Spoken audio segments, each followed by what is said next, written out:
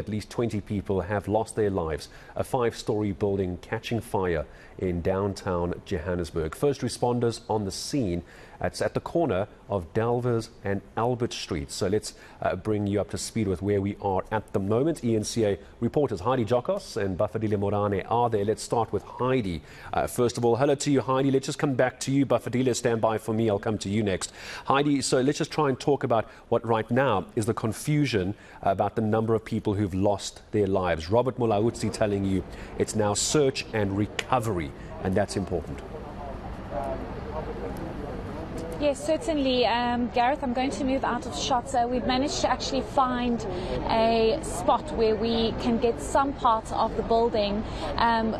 I must just emphasize that we need to be sensitive around this story because it's still an active scene. You do have firefighters still moving in and trying to figure out whether or not if there are any further fatalities. What we do understand so far, 20 people have tragically lost their lives. We understand 43 people have been injured and have been taken to various hospitals.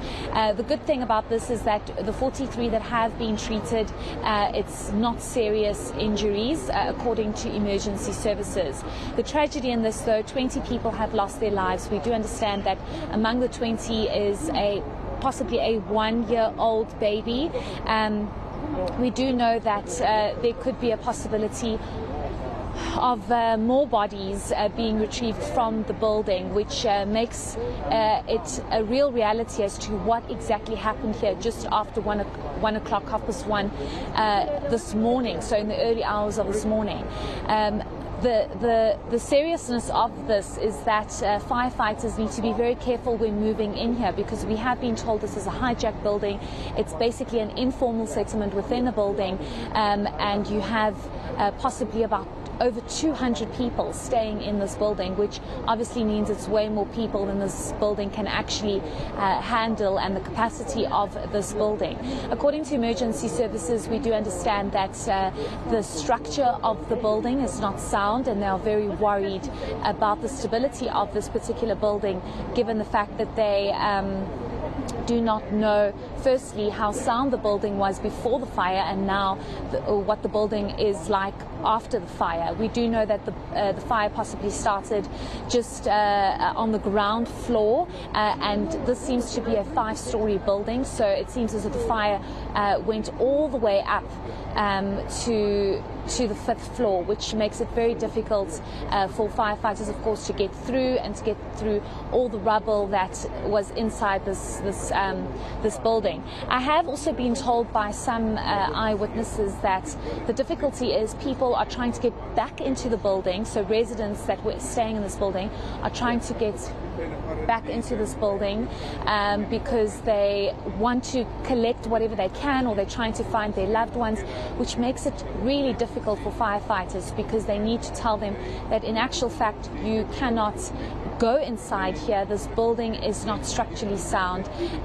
There's a danger to all of this. Firefighters themselves are trying to be extra cautious. So it does remain a very volatile and very delicate scene at this particular moment. But the tragedy, Gareth, is that so far 20 people have lost their lives and the number could escalate given that firefighters are still trying to move in. In and out of that building. Bafedile Moerane, let's come to you for a second. So Heidi, at the location, I'm seeing a lot of Joburg EMS, crime scene managers from SAPS. Where are you in relation? I'm seeing the tape behind you, but just give me a sense what you've managed to ascertain. Hello. Well, Gareth, where we are at this point, this route that is linking towards the band building, it has been cordoned off. We're seeing members of the South African Police Service together with JMPD members having to move away residents here, trying to control them not to come anywhere closer towards the building. But it's quite frustrating because now some of the people who are staying here are actually saying that they want to go up there and check their belongings, which is really difficult at this point in time to be allowed there because of the safety issues. The officials are here indeed on the ground trying to monitor the situation, but it's quite terrible scenes, I would say. More bodies having to be retrieved from the building, some of the people having to carry some of their stuff that they managed to save at this point in time. So it's really chaotic scenes. More bodies having to pile up here. They've not yet been taken to the government mortuary. Bafedile, I'm going to interrupt you very quickly. Forgive me, Bafedile. Sorry, everyone at home. I see Robert Malawitsi has joined Heidi Giokos. Sorry, Heidi, let me come back to you quickly. I see you've managed to grab Robert. Let's come back to you, Heidi. Yes, indeed, Gareth. We are joined again with Robert Malawitsi, who speaks on behalf of the emergency services. Please just can you confirm the death toll at this point? Yeah, as I said earlier on, that there's a huge possibility that the numbers might be increased. So right now, from the 20 which I have reported earlier, now we are on 38. So the number might still increase. Maybe in the next half an hour, we should be able to give you, further reports in terms of the number of fatalities out of the building. Remember, I said earlier on that we are moving floor by floor just to clear, make sure that there is no other bodies inside the building before we hand over the scene to South African Police Service. So far we are on 38, so which might still increase. In the next few minutes, I'll also give you further report as to where we are, how far we are. Thank you so much. Thanks, Mr. Malawitsi. Unfortunately, we've been told to also move from this particular scene again, Gareth, because they're still. Actually, it's horrific to hear that 38 people have tragically lost their lives in all of this, and the number could possibly increase. But we have been told to move because they are still busy. Again, this is an active crime scene, so it becomes very difficult for us to be anywhere close here. Absolutely. And obviously, we're not going to interfere with EMS, so let's Heidi Giokos move away. Bafedile, I apologize for that. Let me come back to you again. I'm sorry, I saw Robert walking up to Heidi. I thought, let's move across to her. So 38 is the breaking news just in. 38 people confirmed dead in this fire. Bafedile, I'm sorry, you were talking about residents trying to go back in to get their belongings. And as you were saying it, Bafedile, I saw someone carrying their belongings in a bucket. I'm sorry, pick up from where you were. Yes, some of the people who were residing in this burnt building are still here trying to pick up some of their belongings that they believe they are still solid to can be used. But it's really difficult for them because now the police are actually clearing the streets that are linking towards the building. So it's quite chaotic since now having to see more bodies having to be piled up here along the streets.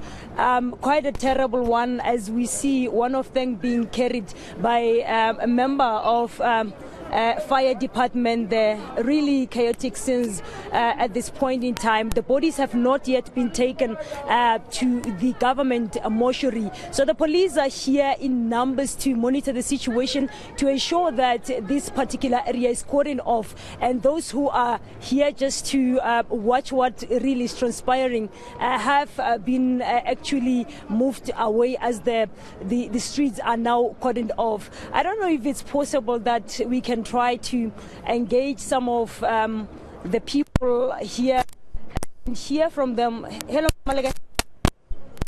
Hello. Hello, how are you? Are you good? Hello. So these are some of the residents here trying to grab what they can, but things are quite difficult here on the scene, Gareth, and they are here because most of them do not want to appear on camera at this point in time. I'm going to stop for a second. I'm going to interrupt you for a second. I'll tell you why. I'm just picking up a bit of a microphone breakup. I'm going to give you a second. Maybe just check with your camera operator. Just double check that microphone for me. I don't want to have this breakup of audio because it's taking away some of your great coverage. So just take a second. Bafedile, just check that microphone. We've still got your visuals, but we've got a breakup on your microphone. Heidi Giokos, while perhaps we're waiting for Bafedile's mic to get looked at quickly, let's come back to you as well, because I want to just circle back, Heidi, if you're still with us.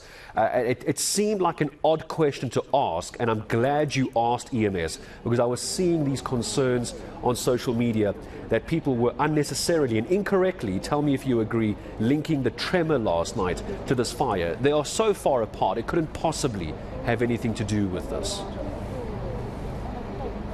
No, it has absolutely nothing to do with the tremor, Gareth, from that happened late last night in parts of Roodepoort, Soweto and Protea Glen. It has absolutely nothing to do with that. So that is not the correct information, and EMS services confirm that. This seems to be a completely isolated incident. What we do understand is that a fire broke out on the ground floor of this building. It seems to be a hijacked building with emergency services indicating that there's basically an informal settlement inside. And I don't want to be in camera because I want to actually show you the visuals of the actual building. We need to be very sensitive about what we show you at this particular point, because as we have been told by emergency services that the death toll is likely to increase because firefighters are moving through the building. Robert Molauti making it very clear that the number is expected to increase. We are currently standing on 38 people that have lost their lives in this fire here in the CBD, in this 5-story building. Once again, as I mentioned, Gareth, we have been told that it is an informal settlement. It's a really tragic scene, I must say. You know, the fact that you are seeing minors and you are seeing mothers, you're seeing fathers, really, you know, when we were walking to the side of the crime scene, or active scene, we were seeing a lot of people, displaced people really looking stressed and trying to figure out exactly what is going on, where they're going to go from here. This is a real tragedy that has hit the CBD once again, Gareth. And you know, speaking to Robert Molauti, he was telling us that in his 20 years of service, he has never seen something like this. You have SAPs here, you have firefighters, you have rescue and operation, you have all response teams here. So they are, of course, trying their very best to get this sorted out as quickly as possible. The tragedy in all of this is that this remains an active scene. It remains a scene where firefighters are still moving in, and the death toll is expected to increase, Gareth. Yeah, sadly it is that expectation. Heidi, I'm going to keep you on standby for a moment as well. Bafedile, I apologize about breaking away from you. Just that microphone was an issue. Let's come back to you, Bafedile. I think you're still with us, and I'll tell you why. Because you're seeing, I'm not too sure who these people are. Perhaps you've had a chance to speak to them. Because I'm seeing mattresses coming out. I'm seeing cupboards, clothes being carried in buckets. Just describe to me what's just behind you. Well, with the nature of the situation at this point, Gareth, it's really difficult to engage people because they are really trying their level best to go back inside the building to take some of their belongings. But the situation at this point in time, quite terrible scenes that are unfolding, more bodies having to be carried out from the building, some of them still having, you know, to cry at this point, crying for their loved ones who have lost their lives. But the police are, however, on the ground to monitor the situation and ensure that this place, it is secured and cordoned off, having to take all the bystanders here away from the building. And you see the chaotic scenes, people there trying their best to take what belongs to them, move them away. And we're seeing more and more bodies, some of them really being bent beyond recognition. Quite terrible scenes, really, indeed. Like Robert Molauti was speaking earlier on to my colleague there, Heidi, having to say that there's a likelihood that the bodies of those who have lost their lives may increase. It's certainly what we can attest here. As I speak to you, when I look here, it's more and more body bags that are being carried out. Terrible scenes, really, at this point in time. It's still unclear what exactly transpired. When I try to engage to some of them earlier on of the record, as they are actually refusing to speak to us on camera because they really don't want to scare their loved ones back from their homes. It's really a sad situation, Gareth, at this point. But the police are, however, on the ground to ensure that this place it is cleared and the people are really far away from the building. Yeah, there's going to be a lot of questions, which I'm sure the various departments are going to be assisting with, because we see those people packing up their belongings. Just imagine for a moment having to grab whatever is left over that hasn't been burned, like a mattress and your clothes. And where do you go? And I suppose this could be a question for the Department of Human Settlements, possibly to weigh in while EMS does their job. Bafedile, great coverage as always. Thank you. Heidi, Giokos, you too. We're going to leave you both to see if maybe you can't find some of the locals, some of the residents who are willing to talk, even if off camera, to give us an update. Bafedile, Moerane, Heidi, Giokos, thank you to both of you down in the Johannesburg CBD. We'll go back to them a little bit later. So that news just in the last hour. It was 20 people that were confirmed dead. Another 18 have now been confirmed to have lost their lives. One baby, we understand, also losing their lives in that blaze. Over 40 people were removed. They were taken to various hospitals.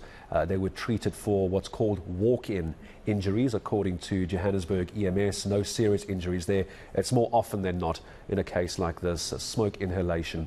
But we have seen those who I'm sure are residents, or at least they know residents, who were staying in this building. Just to try and orientate you where we are, it was near the big roads. If you're looking for the big roads in the Joburg CBD, if you know it, it's just south of Anderson and Von Weilig, but the actual streets that are affected, there it is for you on the right-hand side of your screen, Delvers and Albert Street as well. So if you are heading into the CBD anywhere near Anderson and Von Weilig, the smaller streets, the side streets we're currently live at is Delvers and Albert. I can assure you it is going to be causing a problem with traffic as well. Terrible, terrible story. We're going to stay on it for you and bring you the latest as we get it.